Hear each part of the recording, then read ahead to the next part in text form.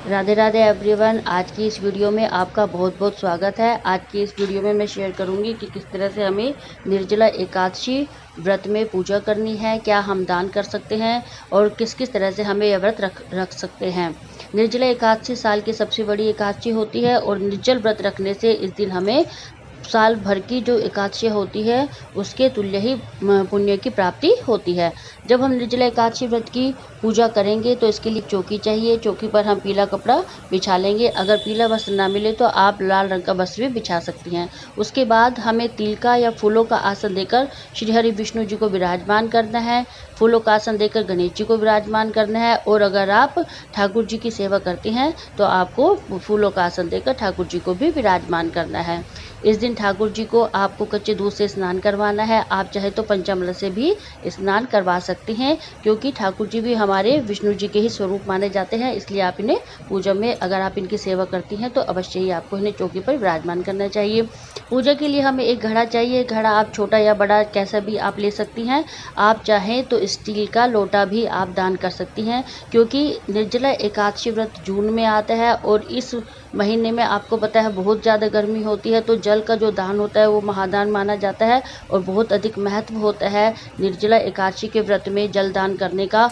तो आप चाहे मटके में मटका दान करें, घड़ा दान करें और या स्टील का लोटा भी आप दान कर सकती हैं। जो भी हमें दान करना है, घड़ा उस पर हमें कंठ पर मोली बांधेंगे, स्वास्तिक बनाएंगे। स्वास्तिक आप चंदन से बनाएं या हल्दी से भी बना सकते हैं और उसमें हमें 2-4 दाने चीनी के डालने हैं। ज़्यादा चीनी हम नहीं डालेंगे। जो भी चीनी हमें दान करनी है वो हम रख लेंगे, लेकिन घड़े में हमें नहीं डालनी क्योंकि घड़ा खराब हो जाएगा। उसके बाद कोई ऋतुफल हमें उस पर रखने हैं। विष्णु जी भगवान को हमें वस्त्र समर्पित करने हैं। आप चाहे तो कोई पीला अगर वस्त्र है तो आप वो भी समर्पित कर सकती हैं, चुनरी समर्पित कर सकती हैं। और अगर ना हो तो आप जनेऊ भी जनेऊ समर्पित करना है। आप चाहे तो वस्त्र रूपी कलावा भी आपको समर्पित कर सकती हैं। या फिर हमें गणेश जी को भी जो है कलावा समर्पित करना है वस्त्र रूपी। और विष्णु भगवान को हमें फूलों की माला समर्पित करेंगे। इस तरह से हमें विष्णु भगवान को फूलों की माला समर्पित करनी है। और सभी जो भी हमने विराजमान किए हैं चौकी पर, सभी को हमें पुष्प समर्पित करने हैं। गणेश जी को भी, ठाकुर जी महाराज को भी, और जो घड़ा हमने दिया है इस पर भी हम जो है पुष्प समर्पित करेंगे। और सभी को हमें वस्त्र रूपी कलावा समर्पित करना है। ये इस तरह से हम ठाकुर जी को समर्पित करेंगे पुष्प। यहाँ जो हमने घड़ा लिया है पूजा के लिए, इस पर भी हमें पुष्प समर्पित करने हैं। गणेश जी को भी पुष्प समर्पित करेंगे हमें इस पूजा में। और बहुत ही बड़ी एकादशी हमारी होती है, तो जो हमें चंदन से, पीली चीज़ों का बहुत अधिक महत्व होता है इसमें, तो हम चंदन से तिलक करेंगे विष्णु भगवान का, ठाकुर जी का, गणेश जी का भी हमें जो है चंदन से तिलक हमें करना है सभी का। जो हमने ये घड़ा रखा है दान के लिए, इस पर भी हम तिलक करेंगे। जो चीनी हमें दान के लिए देनी है, आप चाहें जितनी आपकी श्रद्धा आप उतनी दान कर सकते हैं। आप एक कटोरी से लेकर 1.25 किलो, 2.25 किलो अपने सामर्थ्य के अनुसार जो भी आप दान करना चाहें वो आप रखिए। दक्षिणा आपको अवश्य रखनी है। कोई पीला वस्त्र अगर आप दान करना चाहती हैं, तौलिया या चादर, जो भी आप अगर घड़े के साथ किसी को दान देना चाहें तो वो भी आपको पूजा में रखनी है। आपको भोग में मैंने ड्राई फ्रूट रखे हैं। आप चाहे तो कोई ऋतुफल, आम, केला, जो भी आपके पास है आप वो भोग में रख सकते हैं। सिर्फ अन्न से बनी चीज़ों का भोग हमें नहीं लगाना है, क्योंकि इसमें अन्न जो है हमारा वर्जित होता है, ये हमें नहीं लगाना। तो सिर्फ ड्राई फ्रूट मैंने रखे हैं। आप जो आपके पास है ड्राई फ्रूट, ऋतुफल, वो आप समर्पित कीजिए। जल विष्णु भगवान जी को रखना है ग्रहण करने के लिए। और उसके बाद हमें एक फूलों का आसन देते हुए शुद्ध देसी घी का दीपक जलाना है। जब हमें कहानी कहेंगे निर्जला एकादशी की, तो उससे पहले हमें दीप प्रज्वलित करना है। हम दीप प्रज्वलित करेंगे, धूप लगाएंगे और सभी को हमें धूप दीप दिखानी है, पूजा करनी है। उसके बाद हम, अगर आप चाहें तो पूरा दिन निर्जल रहकर भी ये व्रत कर सकती हैं। आप जिस भी तरह से यह व्रत करना चाहें, आपको पहले संकल्प लेना होता है जल हाथ में लेकर। फिर जो हमें भोग हमने रखा है, इसमें हमें तुलसी दल अवश्य समर्पित करना है, क्योंकि विष्णु जी को तुलसी दल बहुत प्रिय होता है और वे जब भी भोग स्वीकार करते हैं जब उनमें हम तुलसी दल रखते हैं। तुलसी दल जितनी भी हमने भोग की चीज़ें रखी है सब पर हमें तुलसी दल रखना है।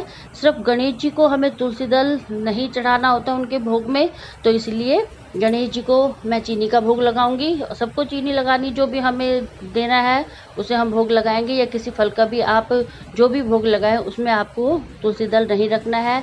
तुलसी आपको एक दिन पहले ही तोड़ कर रख लेनी है, क्योंकि एकादशी के दिन हमें तुलसी नहीं तोड़नी होती है। तो आप तुलसी पहले तोड़ कर रखिए और फिर विष्णु जी के भोग में रखिए, लेकिन गणेश जी के जो भी आप भोग लगाए उसमें आपको तुलसी दल नहीं चढ़ाना है। ऐसे निर्जला एकादशी की कहानी की किताब आपको चाहिए पूजा के लिए, आप चाहें तो उसमें से पढ़ सकती हैं, या अगर घर में कोई बड़ा है और आप एक साथ पूजा करती हैं वो भी आपको कहानी सुना सकते हैं।